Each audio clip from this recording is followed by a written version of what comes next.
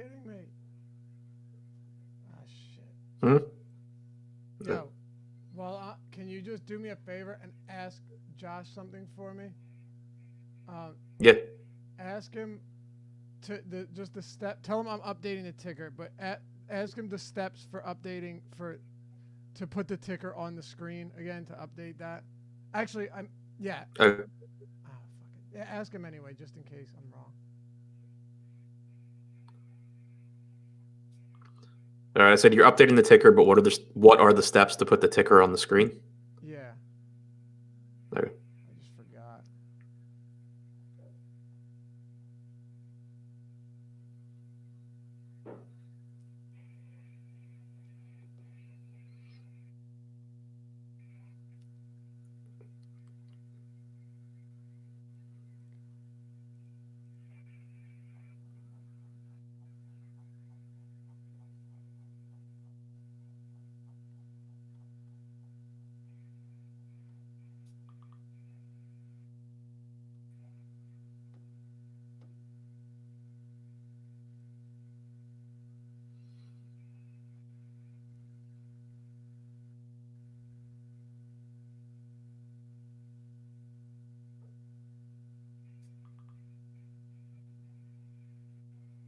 No, he said it should already be there. I had to update it.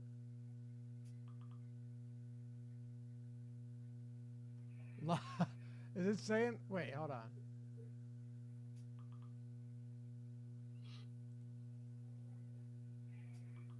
Oh man, it's saying we're stream. Well, you know what? Well, that's good. I was producing today. Not necessarily sure how that happened, but we are. So I guess we're just gonna have to run with it for now. No idea how that happened. It happened earlier, and yeah. All right. Well, anyway, here's Josh is like he's telling us we're live on my phone. I know. I see it.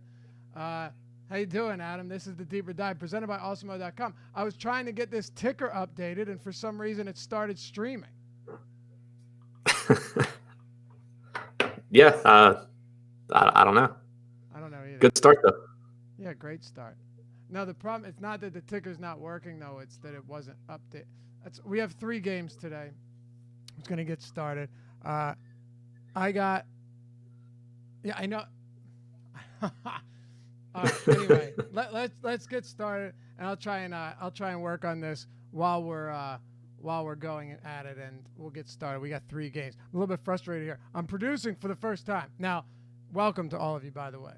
Hosting the show is easy. Producing it, all the behind the scenes stuff, it's definitely not as easy as I thought. Like, it's easy, but updating this, I don't even know how I started streaming. You know what it is? I'm dumb and I set up hotkeys for it, and I probably set up the wrong hotkeys. But we've got 3 games, Adam, and 3 games. One of them with the Knicks and David Fizdale, who has just made a mess of things lately.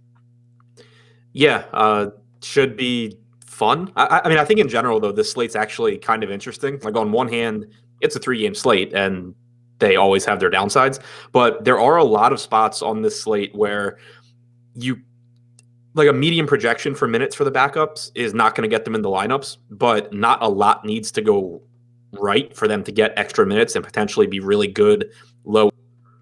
So if you're max entering this slate, I think it's actually a slate you can get pretty creative, and it can be kind of fun. All right, well, let's get started then. We'll jump right into it. We've got Orlando, New York Knicks. We've got Boston and Toronto, OKC, and we've got Denver as well. That game, 238 total. Toronto, Boston, 226.5, and then 215 for New York and Orlando. We'll start there.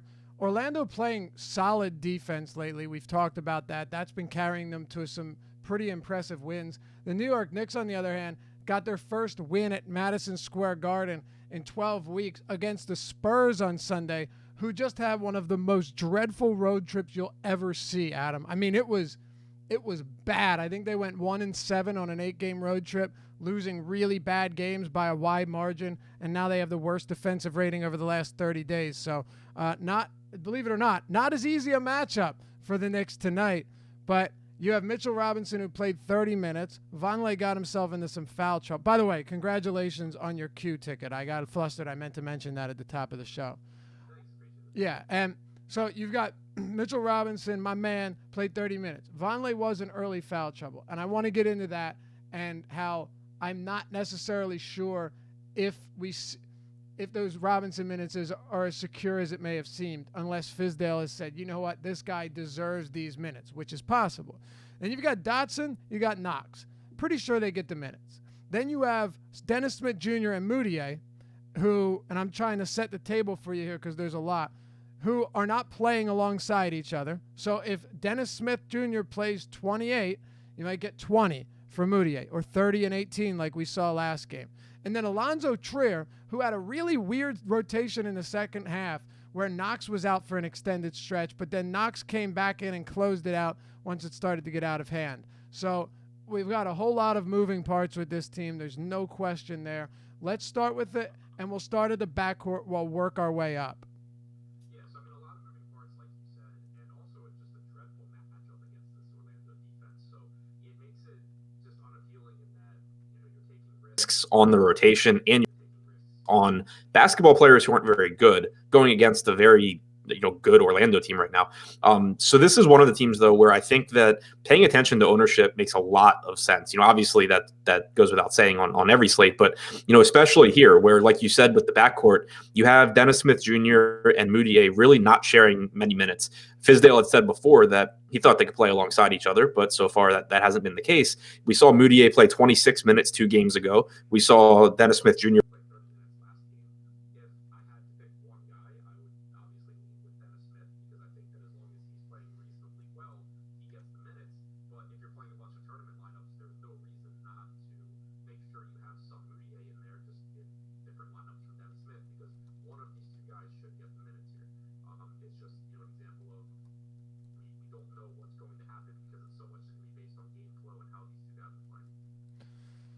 Yeah, as of now, there's no doubt we're going to get quite heavy ownership on a bunch of these guys. But with me, when it comes to this Knicks backcourt, like, how many minutes are you projecting for? How many? Saying they can't hear us. Well, I don't know why that would be happening. But how many minutes are you projecting for Moutier and Dennis Smith? So if I'm playing one lineup, my minute projections would be 30 minutes for Smith and 20 for Moutier. Being as I'm playing a lot more than one lineup, I have Dennis Smith at 30, I have Moutier at 26.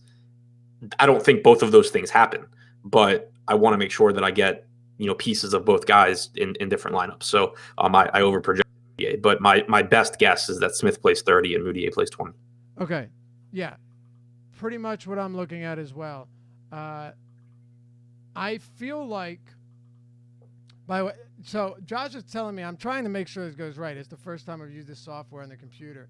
That your audio is coming in loud. Do me a favor, try on your end to turn it down a little bit. Maybe that'll make. Is that better? I don't know. We'll find out. To me, it sounds fine, but obviously I'm not listening to it. So I want it to come through all right. We'll see. Anyway, we'll keep going here. Maybe Josh can help me through it. He's the guy that helps us out with this anyway. Yeah, I have no idea why the mic's coming in low like this, but with the is it? I'm gonna ask Josh. Is it bad enough to where we have to stop? All right, fuck it. We'll keep going. I'll let him talk, and if it gets bad enough, then I don't know what to say. So okay, you might have to turn it up, fellas, because right now we're just gonna have to go with it. Sorry, I don't know what to tell you. There's no reason it should be doing that. We'll have some kinks to work out on this. My apologies, but 3-game slate. Fortunately, we'll get through it. You might just have to turn it up a little bit if one of us is coming in too loud. What about Dotson here? Yeah, so I mean, Dotson is interesting because he's actually been more productive on a per minute basis since the Tim Hardaway trade, even though he's actually shooting a little bit worse than his season averages. I expected to go back and see that he was just shooting unsustainably well, but that hasn't been the case. The usage rate has jumped from 17% for the season up to almost 21% since the trade. The minutes have been there, at least 30 minutes in three out of the last four. And we've seen a couple of other games where he's on pace for 30 plus, but he gets in foul trouble or the game blows out. So I think the price tag's still too cheap on him. I think he's a quality value option. Again, he's just not a good enough player, and it's a bad matchup to where if we have him projected for really high ownership, I don't mind being underweight. But I do think he's, as good a play basically as you can get from this team. What about Knox? He's been pretty rough, but the one thing we know about Knox is that he's going to get minutes. Like, that's it, really. Right. The minutes are going to be there. The small forward position and the power forward position really are bad on this slate. So those are both working in Knox's favor. The thing that I don't like is that he really contributes nothing outside of scoring. And this Orlando defense has just been so efficient on a per possession basis. This is going to be a slow paced game. Rostering a scoring dependent player here really, really just scares me. Yeah, me too. It's really the front court to me that. Well, you know what? We should probably talk about Trier a little bit more too. This is the team that we're spending most time on for a reason. What is going on with Alonzo Trier's minutes? You saw that rotation last week. It's super weird. Yeah, I have him at 24 minutes here. If you wanted to give him a couple more, I think it's certainly reasonable. But I just have no confidence in him getting more run or in him getting consistent run like that, just because that second half rotation was so weird. He played nine first half minutes and then played almost the entire second half with, Knox not in foul trouble or anything, just subbing out. I think someone said in chat earlier, though, that Knox had an injury early in that game or early that half, and that's why Trier came in. So I have Trier losing a few minutes here. All right. I do too. I don't see him playing 19 straight minutes in the second half like that. It just, to me, doesn't seem natural. And then when you get to the front court, man, Kornet literally didn't play last game. And then we had Noah Vonleh get in foul trouble twice, right? Late in the second quarter and then early in the third quarter. And then we have, I'm trying to speak up because apparently I'm coming in low. I don't know why. I have the exact same mix setup that I've had. Again, trial and error here. Bear with us. And then you have Mitchell Robinson, who got 30 minutes off the bench, was not in line. Actually, if you look at the way that game went, right? You look at the way that game played, Noah Vonleh would have played significant. Mitchell Robinson got 3 extra minutes in the second quarter because of Vonleh. And then I'm going to say he got 3 or 4 additional minutes in the third quarter because Noah Vonleh caught his 4th foul 2 minutes and 40 seconds into it. So unless Fizdale's decided that, hey, Vonleh or Mitchell Robinson's my guy going forward, I'm going to have to assume that it goes back to potentially a 24-24 split or maybe more for Vonleh if he's not in foul trouble. What do you have here? Because I think it's a tough one. Yeah, so I actually thought that Robinson would jump into the starting lineup tonight against Vooch, but we just got the Knicks lineup, and it's the same as last game. So I'm with you. I think that, Robinson clearly has upside here because if he gets those minutes, he obviously can do a lot with them. But if you look at that rotation, I think that there's definitely going to be confirmation bias for people because, Robinson was really heavily owned on that slate. And at the end of the day, he played 30 minutes. He had a monster game and people are going to be like, oh, easy play, made the right call. Let's do it again. If you look at the rotation, that's just not how it was going to play out. So it makes me think that in tournaments, going to Vonleh, there's obvious risk because it is Fizdale and we've seen Vonleh really just getting his minutes cut lately in multiple situations. But judging off of that San Antonio game, I really think that it was more likely that they were going to come in at, 24 minutes apiece or 26, 22 or something like that. That's what I think too. So with Vonleh, where you look at his price point, he's 4K flat on DraftKings. At 4K, if Vonleh plays 24 to 26 minutes, as a just shy of 1 per minute guy, I have no problem with Noah Vonleh. Actually, given that when you look at ownership, I would expect it to be significantly skewed towards Mitchell Robinson or higher Mitchell Robinson. He's at 22% on DraftKings right now. Vonleh at 3%. If that's the case and that stays true, how do you not have interest in Vonleh there? Right, and an additional point there is that Vonleh has power forward eligibility while Mitchell Robinson doesn't.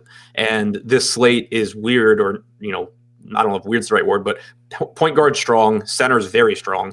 The other three positions suck. So being able to hope that you get the right side of this split at power forward as opposed to center makes a lot of sense. Yeah, it does. All right, well, give me your top plays from New York before we move to Orlando. Whoever's not popular, but Damian Dotson, Dennis Smith Jr., still Mitchell Robinson, and Noah Vonleh. All right.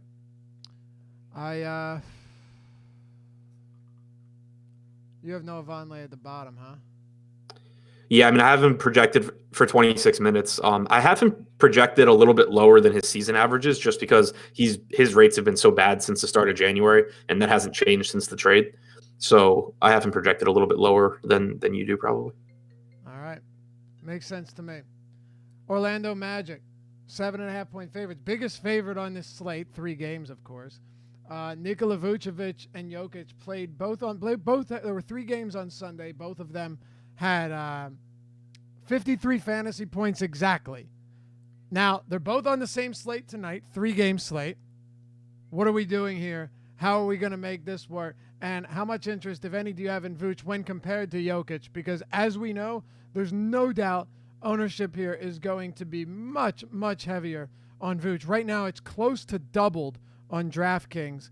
And on FanDuel, definitely going to be different here. But Jokic is at 24% and Vooch is at 20%. Yeah, so I mean, obviously, I like Vooch. He's my favorite play from Orlando. The issues are, like you said, he's really close to Jokic in price, and I have Jokic as the best play on the slate, at least on DraftKings at 10K. So even if Jokic is going to be, higher owned, I just like him so much that it's hard not to prefer him to Vooch. One concern that I have with Vooch as well is that even part of it's the fact that Orlando's been in so many blowouts. But even if you look at their competitive games lately, you've seen Vooch's minutes kind of scaled back. You've seen Aaron Gordon's minutes scaled back a bit.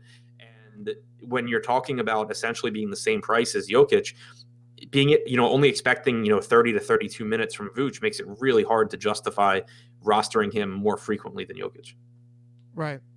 It makes it very difficult to do that. And I think the problem comes in, I'm adjusting the volume. This should be fixed. Let me know.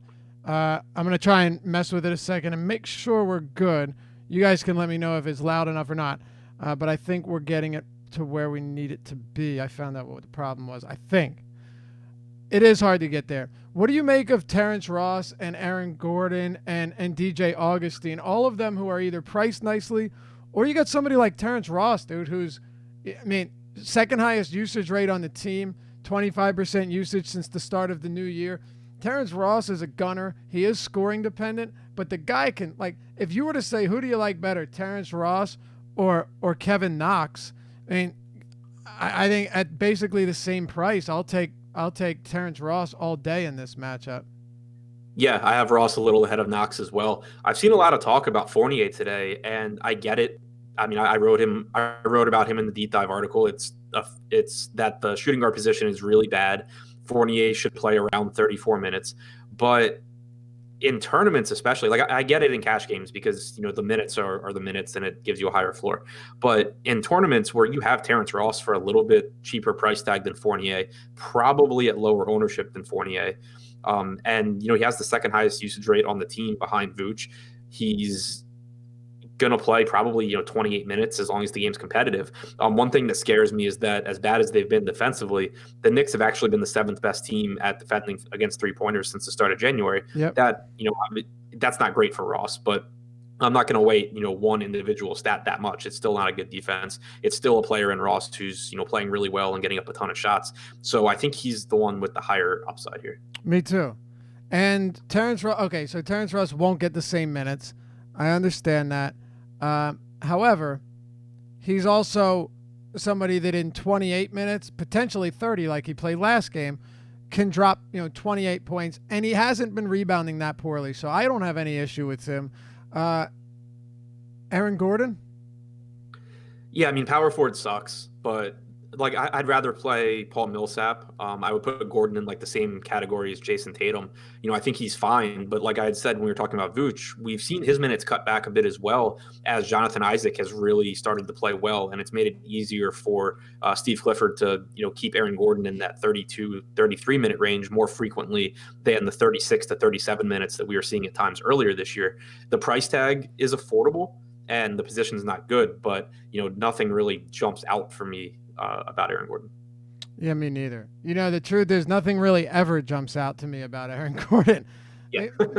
Really, once in a while, maybe sure. Like once in a while, Aaron Gordon's in a spot where I'm okay with him, but for the most part, it's kind of tough to really fall in love with Gordon. And it's only a 3-game slate. I get that, but I'm all right going elsewhere. By the way, as everybody knows, DeAndre Jordan is officially out.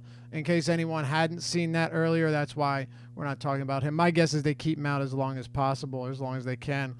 Any other thoughts on Orlando, Adam?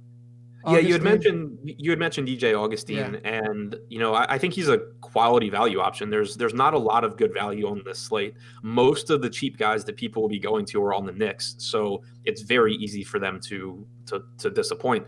Augustine, normally isn't going to give you a big game. If he does, then great. But at 4,100 on DraftKings, I think that there's certainly merit to kind of just plugging in his 24 fantasy points and using that money to pay up for some of the higher upside guys at other positions. So I don't have any issue with Augustine. Same goes for FanDuel, where he's 4,800. I'm with you. He's not a high upside guy, but he's not going to kill you. So what can you do? You can do a whole lot worse here. How about this? And I'm going to ask you some of these, 1v1s, just because it's such a short slate. You've got Dennis Schroeder at 43 on DraftKings. You've got Augustine at 41. You have Marcus Smart at 4,100, and all three of those guys are basically 200 separated. What do you make? Who do you like of the three of them if you had to put them in order? I have Dennis Schroeder projected for 23.7. I have Marcus Smart projected for 23.34. I love it. And I have DJ Augustine projected for 23.35. I love it. So what? The furthest is like 0.4 difference or something crazy like that? Yeah. So here's the one thing I will say, though, is that I did give Dennis Schroeder a couple of additional minutes that he probably doesn't get. So while I think he has the highest ceiling out of that group, if I were looking for a guy in cash games, it would be either Smart or Augustine. I have Smart.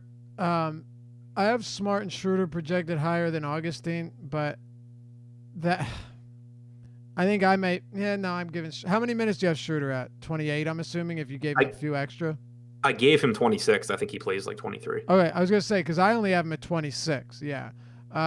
You think he plays fewer than that? It's definitely. Yeah. If Schroeder plays less than 26 minutes, he's like patently a bad play.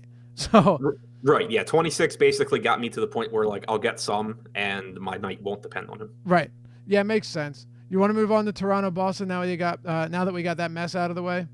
Yeah, we can actually talk about some good teams. Yes, although from fantasy, Orlando's good.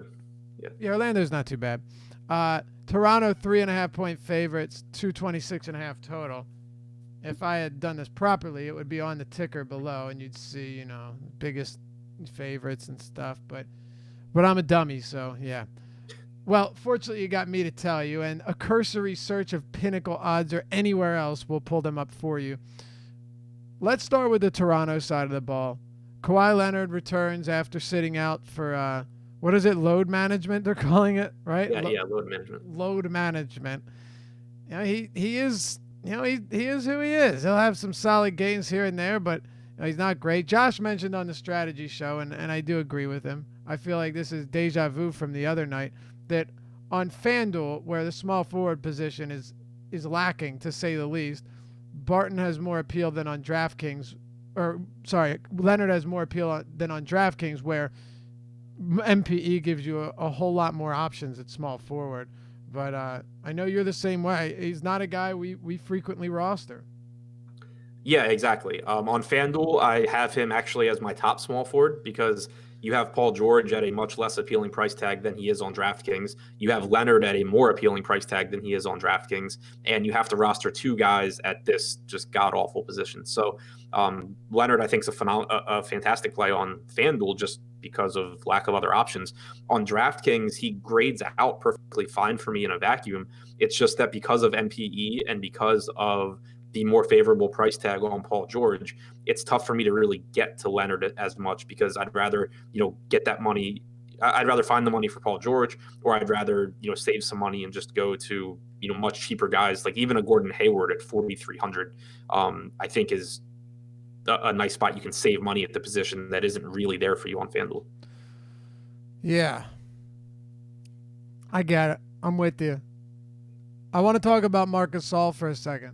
Josh and I had a pretty lengthy conversation about this earlier today, and I think this is in your wheelhouse. You like talking about these type of things because it is kind of strange. So if you pull up, and I know you've already looked at it, you pull up because you wrote the deep dive today on awesemo.com, which if you want to check that out, you want to check out our ownership projections for all of our sports, articles, the Fantasy Cruncher add-on.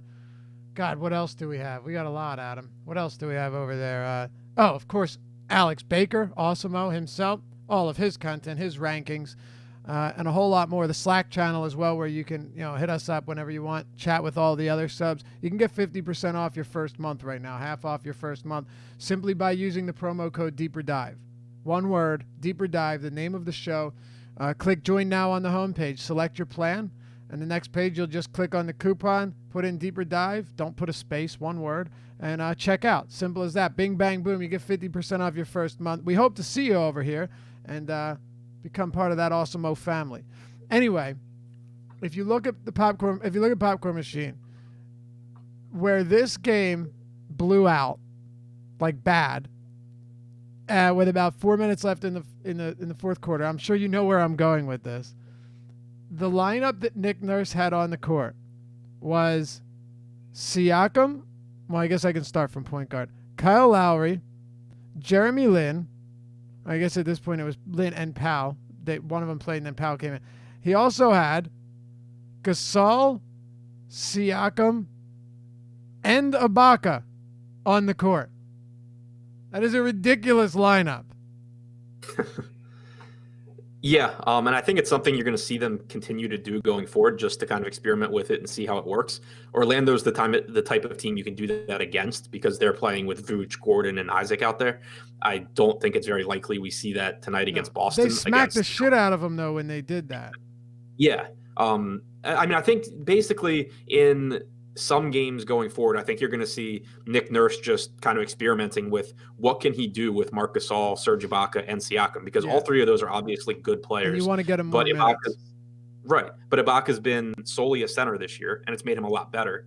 So, you kind of have to figure out what you can do. I don't expect that to be the case here in a game that actually has some meaning, and in a game where it's just not a good matchup to do that anyway. So the thing that I found really interesting, though, is – and I kind of missed it the first time I looked at it, but Gasol played 24 minutes and Ibaka played 24 minutes. Yeah. Right. Gasol didn't, neither of them closed, but Gasol was on the floor until it blew out at the end. So he lost 2 minutes there. He also picked up 3 minutes. 3 minutes, yeah. Yeah, 3 minutes there. He also picked up his third and his fourth fouls in the third quarter after 5.5 minutes. I think you could have seen a couple of extra minutes there as well. It wouldn't be surprising to me if you got like 28 Gasol minutes and 20 Ibaka minutes here. Yep. I actually have him projected at 27. It might be a bit aggressive. I understand that. We talked about this morning as well. There were enough things to tell me that, now mind you, this was the first game Gasol started too, right? So it's not crazy to assume this. Because he didn't close, and that last rotation was only 4 minutes. He easily could have closed on a 7-minute rotation, right? He's done it all season long. He lost 3 minutes there, and like you said, he lost those minutes in the third quarter. But his first rotation in the first quarter was 7.5 minutes. So there's potentially 2 minutes there, and potentially 3 minutes at the end of the game. So just to reiterate what you said, even if you didn't combine those 6 minutes or 5 or 6 minutes, even if you just took 3 additional minutes or 2 additional minutes on the 24 that he's played, you can still get him up to 27, 28. Yeah, exactly. And it's just appealing because, obviously there's some risk there, but it's not like there's more risk on Marc Gasol than is on Mitch Robinson. And, Steven Adams has been just awful lately. So in that price range, I think Gasol actually is the best play out of the group. I agree. I absolutely think that another reason you would want to have some interest, and there's obviously some risk here, but I don't know if there's that much at his price. You're not getting like a wildly popular Marc Gasol tonight. Right. And, he's going up against a smaller front court. Granted, quality defense. I have a ton of respect for Al Horford, but yeah, I absolutely think that Marc Gasol at that price point, what's he, 5,400 or something on DraftKings? 57? He's 57. Steven Adams is 56, and Mitchell Robinson's 54. Honestly, who do you like more, Mitchell Robinson or Marc Gasol in a vacuum? Marc Gasol. So do I. Now, when it comes to Steven Adams or Gasol, that's a whole lot different because I think Adams in this matchup against Jokic and the Nuggets plays like 37 minutes. I think it's really close, though, because ever since Oklahoma City changed up their rotation a bit, Westbrook's just been taking even more of these rebounds from Adams. Yeah. And he's averaging 0.85 points per minute. So I agree with you. The minutes will be there. I just think that he grades out pretty similarly to Gasol. Yeah, I agree. Another thing, though, is I do believe that the minutes Adams is playing this year has influenced him as well. Like, we've seen this with bigs a lot. Remember when Marcin Gortat the other year when was it Brooks? Why can't I think of his name? We're giving him what's that? Yeah, you talking about who tried to kill him? Yeah, tried to kill him. Yeah, he kills his vets. You remember the first couple months of the season, he was playing really well, and then he just fell apart. Yep. I'm not saying that's the case with Adams, but he's playing 34 minutes per game. And he'd been, up until you'd been seeing some 35, 36, 38-minute games. It's a lot of minutes for a big man. So I think both of those are factoring into it. We'll get to him in a minute. But, yeah, I don't have any issue with Gasol, and I wouldn't be surprised if he gets 28 minutes here. It's just like you said, Nick Nurse has this very delicate juggling act between Siakam, Ibaka, and Gasol and finding ways to get them all minutes without putting really bad lineups on the court. Yeah, exactly. Anything else for Toronto you like here? No, I mean, I guess Pascal Siakam deserves a mention because power forward's so weak, but his price tag's come up. I have him projected for 36 minutes, and I still get him. He's in the same category as like Aaron Gordon for me. Yeah, me too. Not particularly huge on him whatsoever. What about? Well, I guess. Do you have a different opinion on FanDuel where Millsap's 84? Siakam 75, Gordon 7,000, and then you get down to like Marcus Morris and Vonleh and really nobody else? Yeah, so on FanDuel I have nobody as a good play at power forward. There isn't anyone. I have Siakam, right? So I have Vonleh and Morris, but I overprojected both of those guys. So out of people I actually projected to where I think they get to, Siakam is my top power forward. He's still not a good play at his price, but he's a less bad play than everyone else. Yeah. All right. Let's talk about Boston then. They're 3.5-point dogs, and you're looking at a Celtics team that has a lot of players that can do a lot of different things, which isn't really a good thing. But on the strategy show this morning, I could not help but think about what would be the case if Kyrie Irving keeps playing 40 minutes. Now, I'm not saying it's going to happen every day, okay? But his last 2 games in regulation, he's played 41 and 41 minutes. One of those games he shot terribly. Just terrible, Kenny. And the other game, he put up monster numbers. What do you have him projected for from a minutes standpoint? I have him at 36. I wouldn't be surprised if he plays more. I have him at 36. If he played 39 or 40 in a game that I expect to be very competitive, I wouldn't be surprised at all. At 8,800 on DraftKings, a guy like him with his per minute production, with his efficiency, and his assist rate to know that he has upside to play 40 minutes, that's pretty appealing to me. Yeah, exactly. And it's a reason why, we'll talk about it later, but I'm not sure how much Russell Westbrook I'll have, even though I obviously like him. It's just you can get so much upside from Kyrie. And while this game is unappealing because both teams, are good defensively, it's appealing in that this game matters. Both of these teams are going to, come to play, and it's very likely that you see extra minutes for the key players in this game. Yeah, I agree. I'm pretty much very heavy on Kyrie Irving. I like him a lot. I think Marcus Smart's fine too. You had mentioned that you had him projected pretty similarly to like Augustine and who was the other one? Schroeder. What do you make of guys like Marcus Smart and Gordon Hayward and Tatum? I think it's always easier we just talk about these guys as a whole and cycle through the conversation instead of spending too much time on any of them because they're all so similar in the production. Right. I think that Hayward's my favorite guy here, especially on DraftKings where he's only 4,300. As inconsistent as he's been this year, he's still averaging 0.94 DraftKings points per minute since the start of January. I think you get around 26 minutes from him here. He's small forward and power forward eligible actually on DraftKings, which is also very appealing. So I like him the most. Then I have Tatum and Smart grading out as, basically neutral plays at their price points. I don't dislike them. I don't like them. Whatever I get them, I'm fine with. And then Morris is actually my least favorite out of the group. Mine too. And it's not that I hate him. I just don't know how much I'm getting to him. Let's go ahead and do the same thing we did with the Knicks because there's only 3 games. You know what? No, we'll talk about Horford first too. We need to talk about Horford because that price point is pretty appealing on DraftKings. A few centers today, Adam, where you have like Horford at 6,300, you have Gasol at 57. You mentioned Adams at 56, Robinson at 54. Where does Horford fit in here at power forward and center? He's the same price basically as Paul Millsap, and both of them have multi-position eligibility.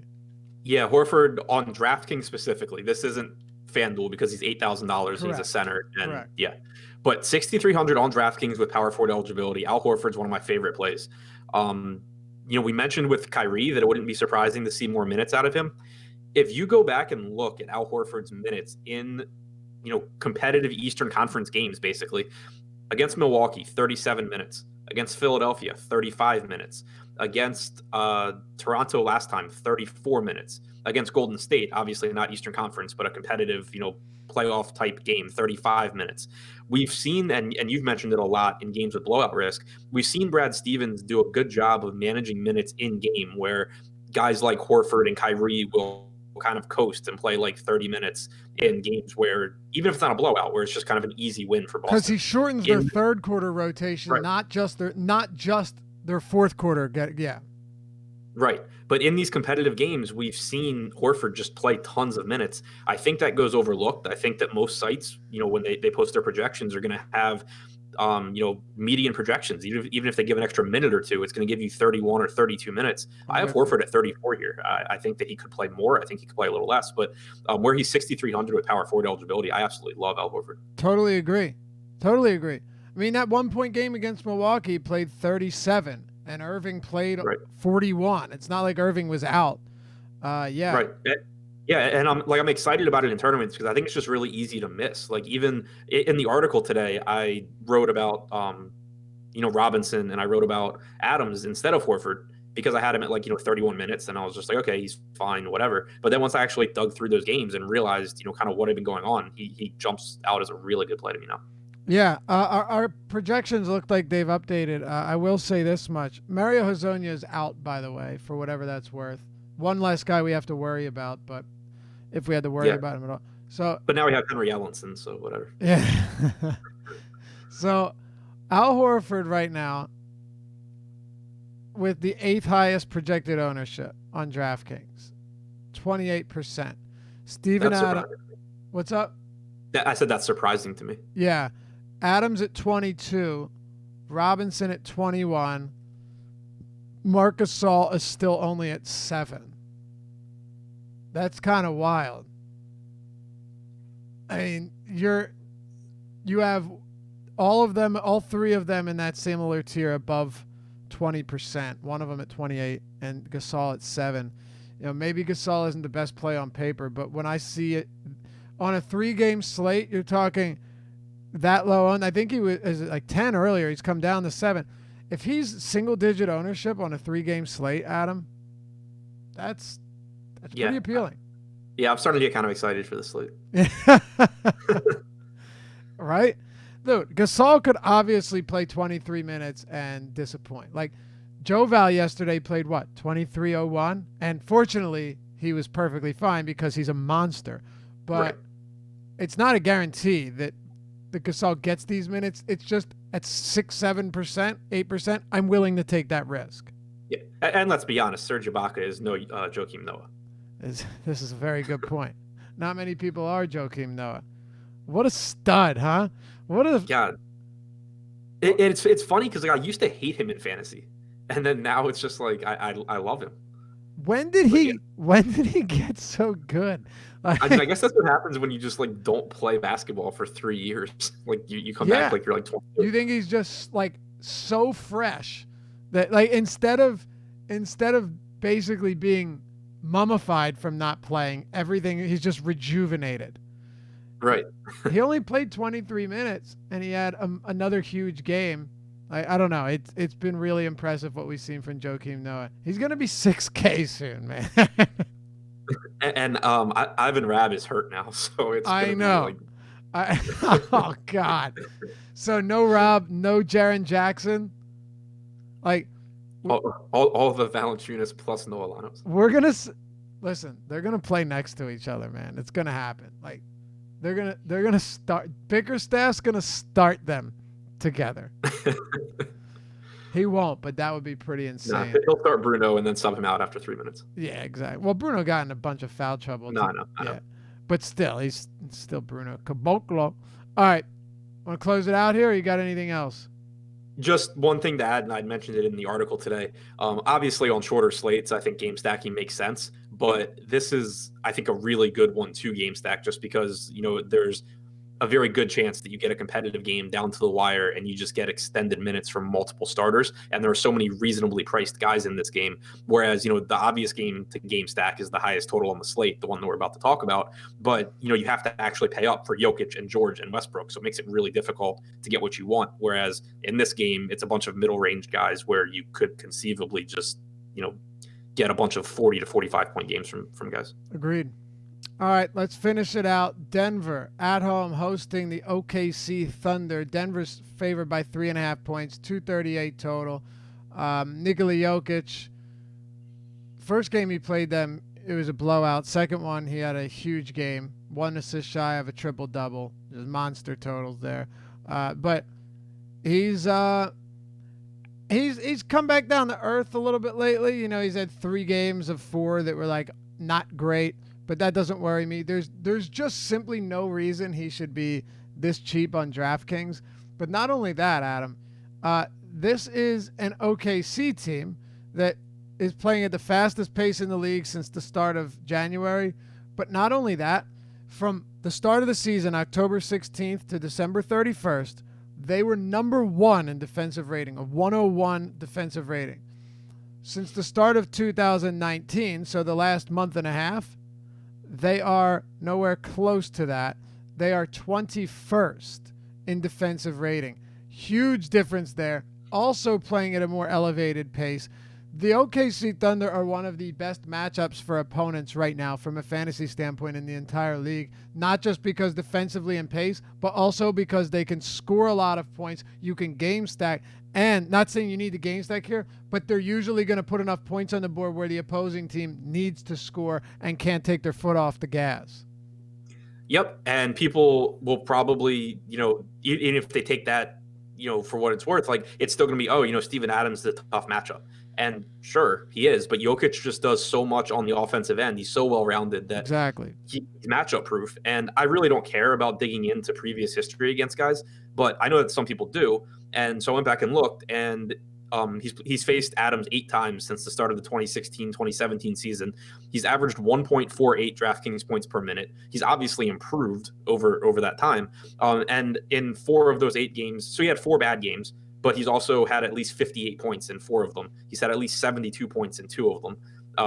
You can't sell me on this being a bad matchup for Nikola Jokic. No way. You can't, especially given that even if it's not the greatest matchup, he does everything. So That's good. And there's really no reason not to like him here. Jamal Murray. So, the only thing, the only thing is you have Jokic with the highest projected ownership on DraftKings. On FanDuel, it's different. He's 10th highest at 25%. But on DraftKings, he is very high at 41%. And then Murray at 37% is the third highest projected player. On FanDuel, he is at 28%. And then Millsap is the also the third highest at 37% on DraftKings, while Millsap, unsurprisingly on FanDuel, isn't as high. But amazingly, is still at 26% at 8,400 on FanDuel. So you've got, when you're just looking at ownership projections here, and these are projections, they're not going to be spot on, but it gives you a very good idea of what you're looking at.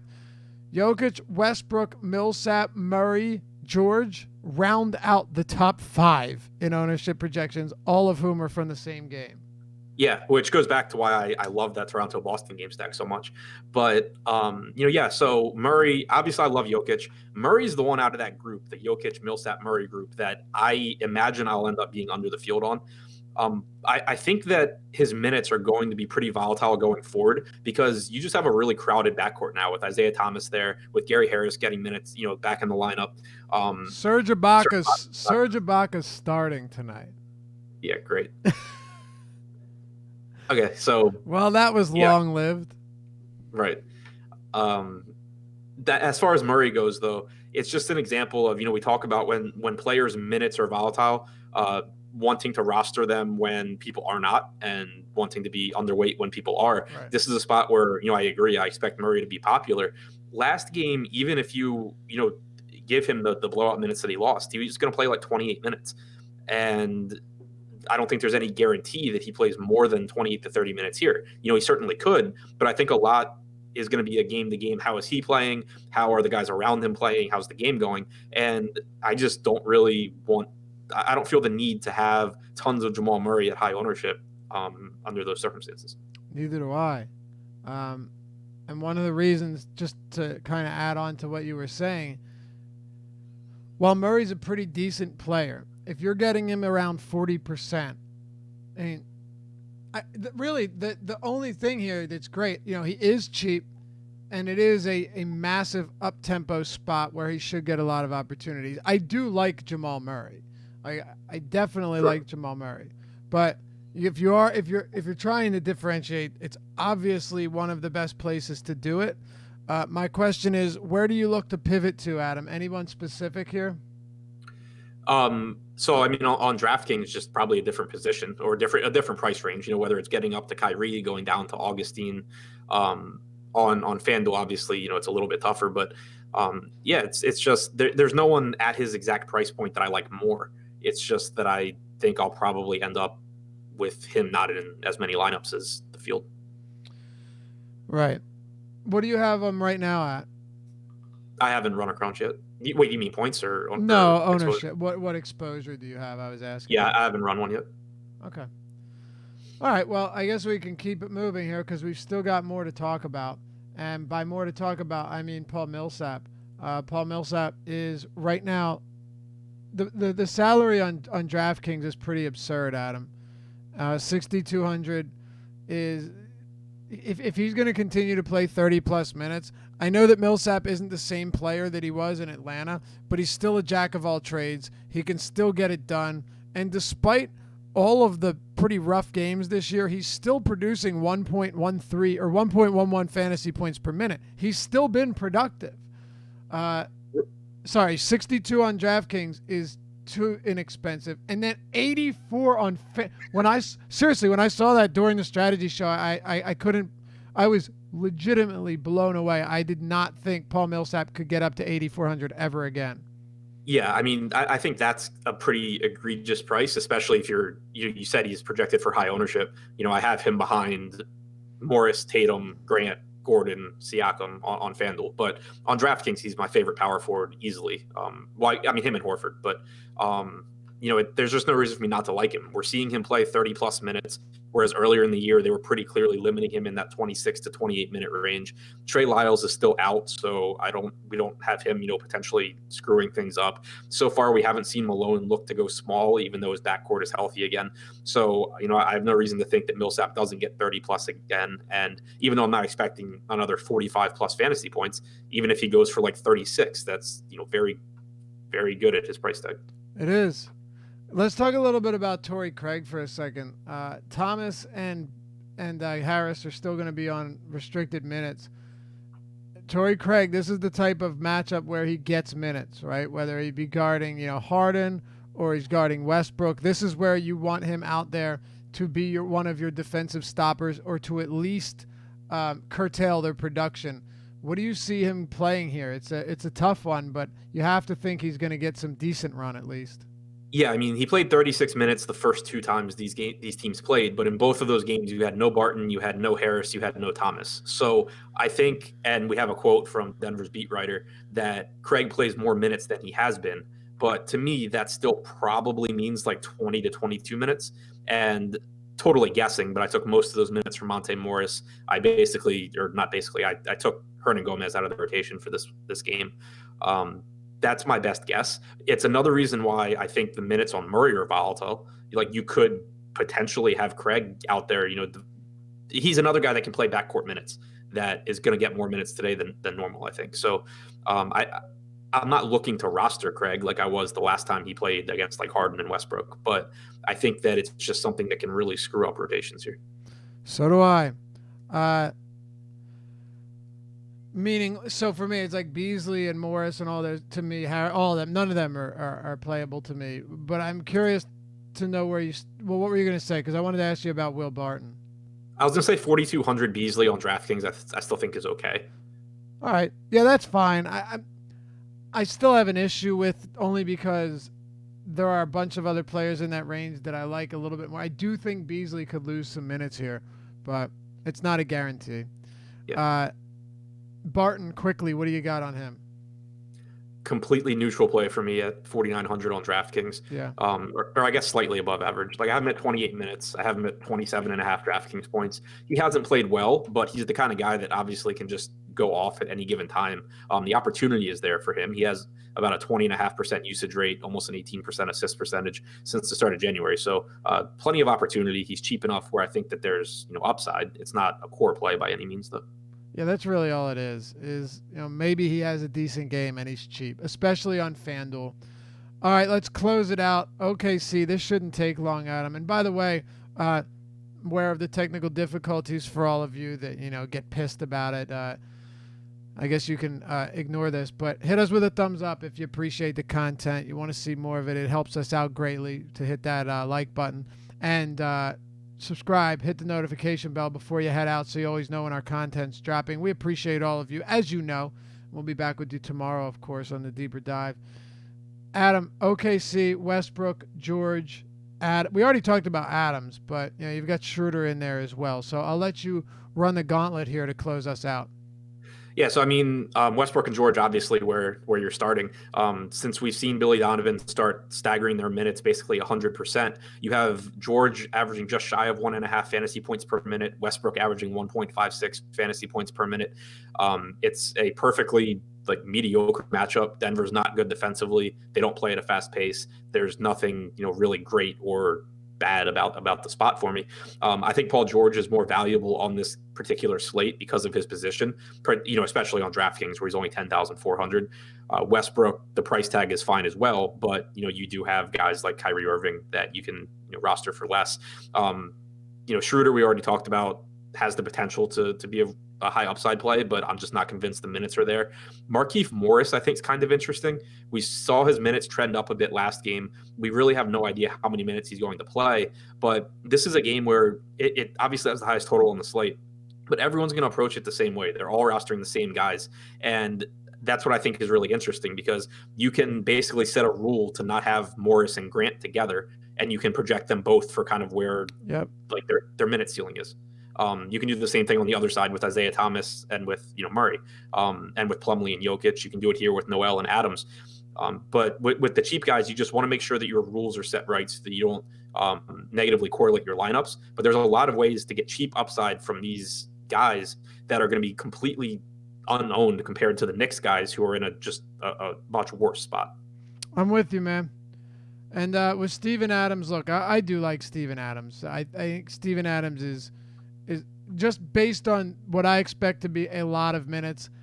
I like Steven Adams, and a little bit more now because I liked Gasol a whole lot more, and that's kind of off the board because now I don't think Gasol plays more than 24 minutes barring foul trouble. Yeah, I have them both at 24 now, Ibaka and Gasol. Yep. So that sucks. Anything else before we head out on OKC? No, 3-game slate. Just don't be afraid to get creative with stuff. All right. Appreciate you guys. Hit that like button before you head out. Stick around. Live Before Lock coming up next. As always, we appreciate you checking us out on the Deeper Dive. Good luck tonight, and we'll see you back here tomorrow.